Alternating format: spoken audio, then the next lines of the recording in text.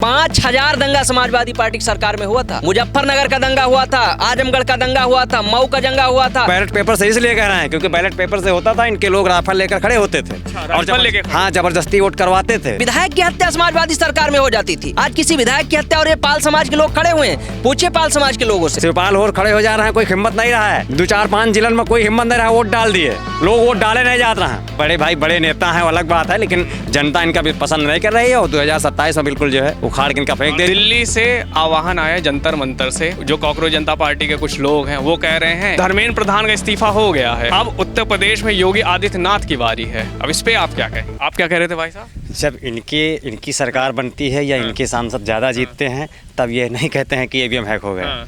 तो क्या इनके जो है 3-4 सांसद से 37 हो गए, 36-37 हैं, तब ये नहीं कहे कि ईवीएम हैक हो गया। जब इनका सरकार या इनको जो है समर्थन वोट नहीं मिलता है, इनकी सरकार नहीं बनती है, तब कहते हैं ईवीएम हैक हो गई। वहाँ इनकी सरकारें बन जाती हैं या विपक्ष की सरकार बन जाती है, कांग्रेस की गवर्नमेंट बन जाती है, वहाँ कहते हैं ईवीएम ठीक है। तो वो ऐसा क्यों कहते कि आइए बैलेट पेपर से चुनाव करा लीजिए, दूध का दूध पानी का पानी हो जाएगा? देखिए, अब चूंकि व्यवस्था बदल चुकी है, अब जो देश पहले आप जो है बैलों से खेती होती थी, अब ट्रैक्टर से होती है, अब मशीनों से होती है। तो अब आप चाहो कि जो है एकदम से बैलेट पेपर से करवाया जाए तो बहुत लंबी प्रक्रिया है। अब इतना आसान है? आप बताओ, इतनी बड़ी आबादी है, इतना बड़ा देश है, अब बैलेट पेपर से चुनाव कराना कोई आसान है? बैलेट पेपर से कोई आसान नहीं। बैलेट पेपर से इसलिए कह रहे हैं क्योंकि बैलेट पेपर से होता था, इनके लोग राफेल लेकर खड़े होते थे और जबरदस्ती वोट करवाते थे। आप इधर बताओ, मैनपुरी, इटावा, कितने ज़िले हो जहाँ ज़बरदस्ती वोटिंग होती, किसी की हिम्मत नहीं थी। शिवपाल और खड़े हो जा रहे हैं, कोई हिम्मत नहीं रहा है। 2-4-5 जिलन में कोई हिम्मत नहीं रहा, वोट डाल दिए लोग, वोट डाले नहीं जाते हैं। 66%, 65%, 60% मतदान होता रहा है। अब आप देख लो 85% मतदान हुआ। अच्छा, 85%, 80%, 82% मतदान हुआ। आप जिला लिस्ट विभाग देख लियो। जब मतदान ज़्यादा होता काहे होता है? लोग ज़्यादा जात हैं, बढ़िया कैमरा लगा है, पूरा सुरक्षा का माहौल है, वहाँ कोई घटना नहीं घटत है, कोई मारा नहीं जात है, वोट लोग डाल रहे हैं। इलाहाबाद में जो है दिन दहाड़े विधायक की हत्या हो गई, जनता से चुना हुआ प्रतिनिधि दिन दहाड़े। तो क्यों कहते हैं कि बीजेपी चुनाव आयोग के साथ मिलकर? अरे बीजेपी में सब कुछ ठीक है, सब बढ़िया चल रहा है, लोगों को सुरक्षा है और जो है सबको न्याय मिल। चुनाव आयोग की बीजेपी के यहाँ भी है, केंद्र में भी है, तो इनको आरोप लगाना है। जब हमारे पास कुछ नहीं तो कहीं कहाँ आरोप लगाओ, कुछ बचा नहीं तो आरोप लगाओ, तो झूठ का आरोप लगाना है। बाकी कोई ये बताओ, इनके जो चुनाव आयोग, कांग्रेस गवर्नमेंट में जो चुनाव आयोग के अधिकारी हो रहे हैं, उनका फला झारखंड के गवर्नर बना देन, कहूँ के गवर्नर बना देन, वो अधिकारी इनके बाद में बना दिए रहे। अब हम कल देख रहे हैं गवर्नर बना दे रहे हैं, तो वो जो है घपला नहीं कर रहे हैं। अब बीजेपी के ऊपर आरोप लगा रहे हैं कि जो है घपला कर रहे हैं चुनाव आयोग का। अपना जो किए बैठे हैं, वो अगले जो आदमी गंदी सोच हो तो खराब सोच हो तो जो किए बैठा है ना, तो सोचा था अगला भी आय कर रहा है। हाँ, बाकी जो है बड़े भाई बड़े नेता हैं, वो अलग बात है, लेकिन जनता इनका भी पसंद नहीं कर रही है और 2027 में बिल्कुल जो है उखाड़ के इनका फेंक दे। जो इनके जो ये सांसद कुछ हुए हैं ना, वो बिल्कुल उससे जो इनकी स्थिति हो। या अब चुनाव बिल्कुल आ रहा है, पब्लिक बिल्कुल तैयार बैठ है, जनता बिल्कुल तैयार बैठ है। जैसे आप कह रहे कि मतलब कि इनका 2027 में इनका बिल्कुल 27 में बनाने के लिए योगी जी को बिल्कुल हम लोग तैयार हैं।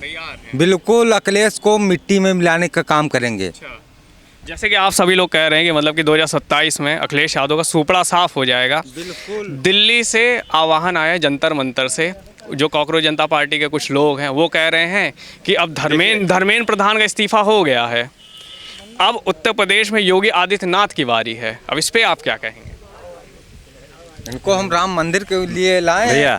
देखिए, मोदी जी को उसमें सिर्फ विद्यार्थियों तक आंदोलन सीमित नहीं था, वो आंदोलन सारी विपक्षी पार्टी के लोग उसमें जुटे और आंदोलन को उन्होंने जो है बड़ा रूप दिया। वो सिर्फ छात्रों का आंदोलन नहीं था, और छात्रों का आंदोलन था। धर्मेंद्र प्रधान जी अच्छा काम कर रहे थे, उसके बाद भी उन्होंने सोचा कि देखिए छात्र परेशान है, इस्तीफा दे दिया, ठीक है। लेकिन अब वो कह दिया योगी जी इस्तीफा दे, योगी जी इस्तीफा न दे हैं। योगी जी जो यहाँ जो फर्जी आंदोलन जो हुई तो देही काट के बहा दे हैं। अच्छा। हाँ, जो फर्जी यहाँ जो उत्तर प्रदेश है, उत्तर प्रदेश में फर्जी दंगा और फसाद न चल पाई, योगी जी के राज्य में न चल पाई। हाँ, उत्तर प्रदेश में नहीं चल पाएगा, अलग अपन चलाए वो अलग विषय, लेकिन यहाँ नहीं चल पाएगा। यहाँ कोई गुंडागर्दी और बवाल हो जो सब ना हो पाई, जो पहले होता रहा है वो बवाल अभी ना हो पाई। अब यहाँ शांतपूर्ण ढंग से बढ़िया प्रदेश चल रहा है, लोगों को अच्छी सुविधाएं मिल रही हैं, बढ़िया से इलाज मिल रहा है, बढ़िया से अस्पताल चल रहे हैं, आपका फ्री में दवाई 5 लाख का जो आयुष्मान कार्ड के जरिए इलाज होता है, हर अस्पताल में बढ़िया बेहतरीन दवाई मिल रही है, इलाज हो रहा है, बढ़िया व्यवस्था है, ना कोई दंगा है, ना कोई फर्जी कोई का मार रहा है, ना छेड़ रहा है। इससे बढ़िया शासन को चला पाई। योगी जी अच्छा चला रहे हैं, ना कोई परेशानी। यहाँ बाजार जाओ, चाहे 1 लाख रुपये जेब में दे के लेके जाओ, पेमेंट के तेल बेचो, 1 लाख मसूरी ले चले जाओ। हम लोग बाराबंकी जाए 1 लाख बेच के दल ले जेब में चले, कोई पूछे वाला नहीं है। लौट के उधर अन्य गवर्नमेंट में कहा रहा रास्ता में छीन लिया रहा है, कोई लाइन के नहीं जा रहा है, कर पे छीन जा रहा है पेमेंट का। तेल भरा मैंने तक कर पर गायब, रास्ते से मार के जो है छीन लीन गवा। बढ़िया है, आराम से चाहे 70 रुपये लेके घूमो, चाहे जहाँ बेचो, कोई टेंशन नहीं, कोई टेंशन नहीं, कोई टेंशन नहीं। बिल्कुल बढ़िया व्यवस्थित चला रहे हैं और अच्छा चला रहे हैं। और 2027 में पूरा समर्थन जनता इनका जो है योगी जी का दे, और बढ़िया जो है फिर से पूर्ण बहुमत और इससे ज़्यादा विधायक जीत के सरकार भाजपा की बनी। 5000 दंगा समाजवादी पार्टी की सरकार में हुआ था। मुजफ्फरनगर का दंगा हुआ था, आजमगढ़ का दंगा हुआ था, मऊ का दंगा हुआ था, एक से बढ़कर एक दंगे होते थे।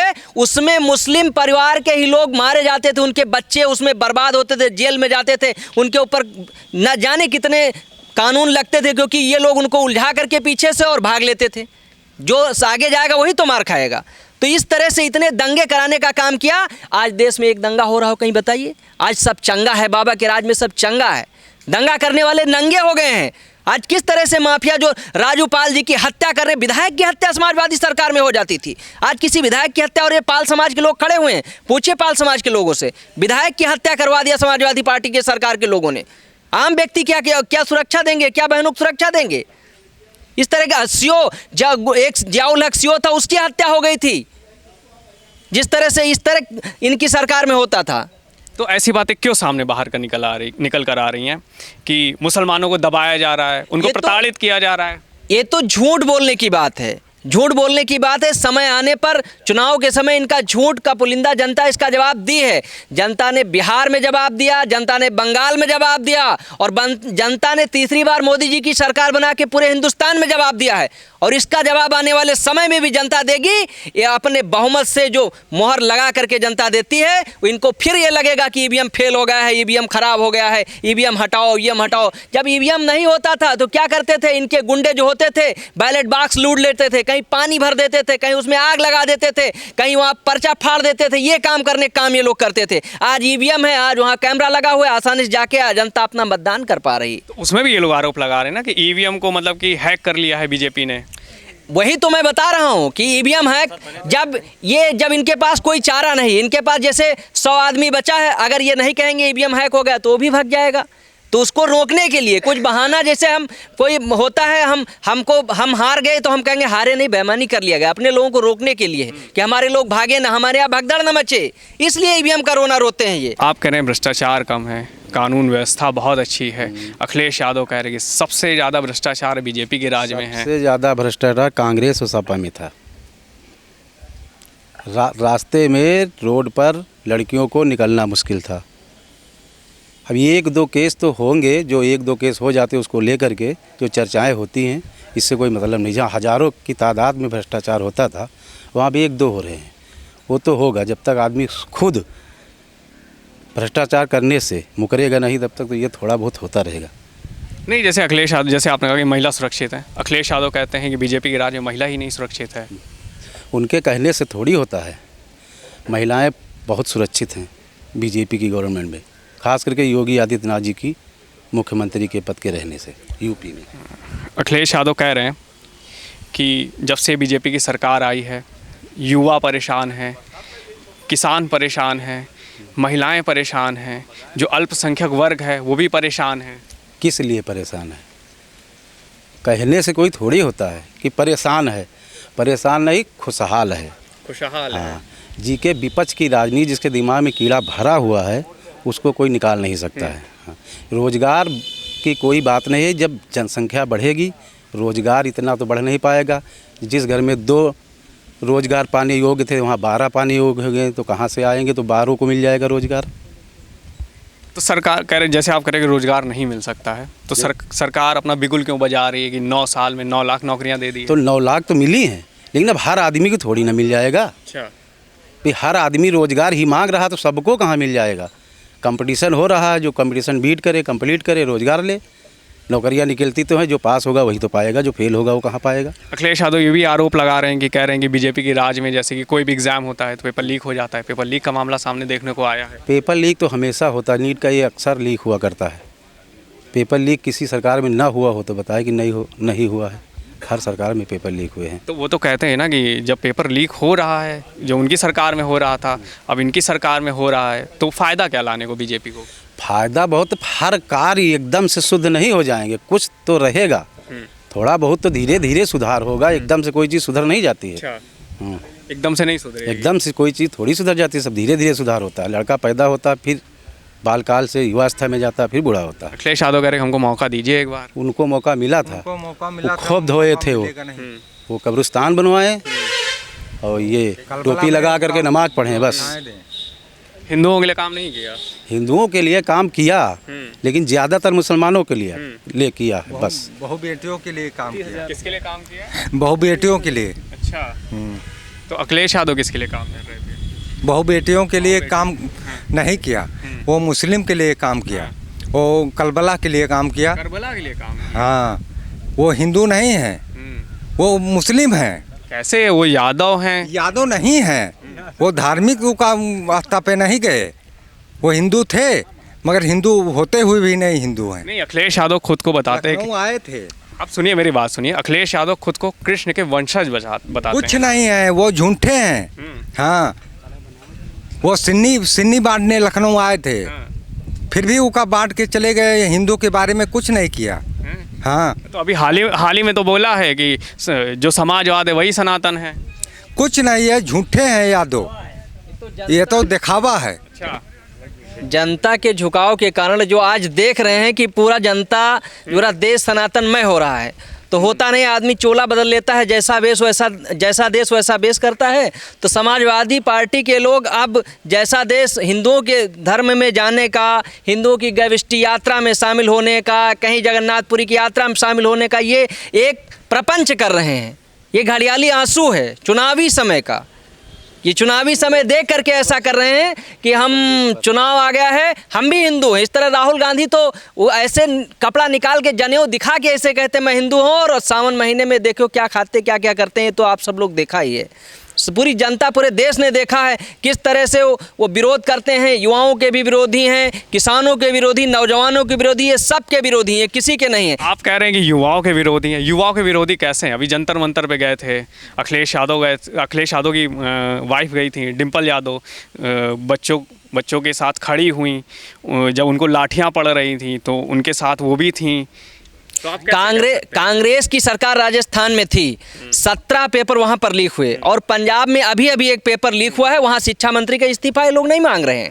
और डिम्पल यादव जी का सवाल है, इस तरह से, जिस तरह से एक बार वो जामा मस्जिद में गई थी, जिस तरह से उन पे मौलानों ने टिप्पणी किया था, किस तरह से, ये समझ लीजिए कैसा उनका समाजवाद है, ये तो मैं नहीं जानता हूँ। इस तरह के वो संकुचित मानसिकता के लोग हैं। संकुचित मानसिकता के लोग हैं। बहुत दायरा, उनका सोचने का दायरा बहुत छोटा रहता है। तो अखिलेश यादव कह रहे, जैसे आपने कहा कि बहुत संकुचित मानसिकता के लोग हैं, समाजवादी पार्टी के प्रमुख भी अखिलेश यादव आरोप लगाते हैं कि जो बीजेपी है उसकी जो मानसिकता है बहुत संकीर्ण है, हिंदू मुस्लिम करती है, अगर हिंदू मुस्लिम ना करे तो ये लोग सत्ता में ना आ पाएँ। सबसे ज़्यादा तुष्टीकरण समाजवादी पार्टी ही करती है। हमारी पार्टी, चाहे आप आवास के देख लीजिए, हमारी सरकार कहती है सबका साथ, सबका विकास और सबका विश्वास की बात आज भारतीय जनता पार्टी नरेंद्र मोदी जी की सरकार कर रही है। और जिस तरह से, चाहे वो आवास के मामले हो, कोई भेदभाव नहीं कर रही, चाहे बेटी बेटी में कोई भेदभाव नहीं कर रही है, चाहे वो आज शौचालय का देने का हो, चाहे राशन देने का हो, चाहे वो बिजली कनेक्शन देने का हो, कोई भी काम हो, आज किसानों को निःशुल्क बिजली टिबुल के लिए दी जा रही है। किसी में भेदभाव सरकार नहीं किया, वो हिंदू मुसलमान सबको देने का काम भारतीय जनता पार्टी कर रही है। ये काम तो तुष्टीकरण तो वही करते हैं कि अल्पसंख्यक की बेटी को पैसा देंगे, ये सारे काम करके वो समाज को लड़वाने का काम वही करते, जो हिंदू मुस्लिम करते वही ज़्यादा करते हैं। आप कह रहे हैं कि अखिलेश यादव समाज को लड़वाने का काम करते हैं, वो कहते हैं बीजेपी करवा रही है सब। नहीं, जो दिख रहा है, जो देश में दिख रहा है, आज जितने काम हो रहे हैं, जितनी मैंने योजनाएं मोदी सरकार की और योगी सरकार की योजनाएं बताई है, सब के लिए चल रही हैं। अगर स्कॉलर मिल रही तो सभी बेटियों को आज मिल रही है। अगर आज वृद्धा विधवा विकलांग पेंशन मिले तो सभी को समान रूप से मिल रही है। अगर राशन, मैंने कहा राशन अगर मिल रहा है तो आज सबको, सभी गरीबों को, 80 करोड़ देश के गरीब राशन पा रहे हैं, सबको दिया जा रहा है। किसी के साथ कोई भेदभाव आप कहीं हो तो बता दे, कोई भेदभाव किया जा रहा है। तो ये बात क्यों उठती है कि मतलब कि इस देश में अब मुसलमान रह नहीं सकता है? जिस देश में मुसलमान है, पहले भी था, आज भी रह रहा है। और जैसा कि बहुत पुराने समय से सभी लोग जान रहे हैं कि सबका डीएनए एक होने की बात होती है, कि सबका डीएनए एक ही है, कोई यहाँ नहीं, सबका डीएनए हिंदू ही है। और यहाँ जितने लोग रहते हैं, और सब लोग रह रहे हैं भाईचारे से रह रहे हैं।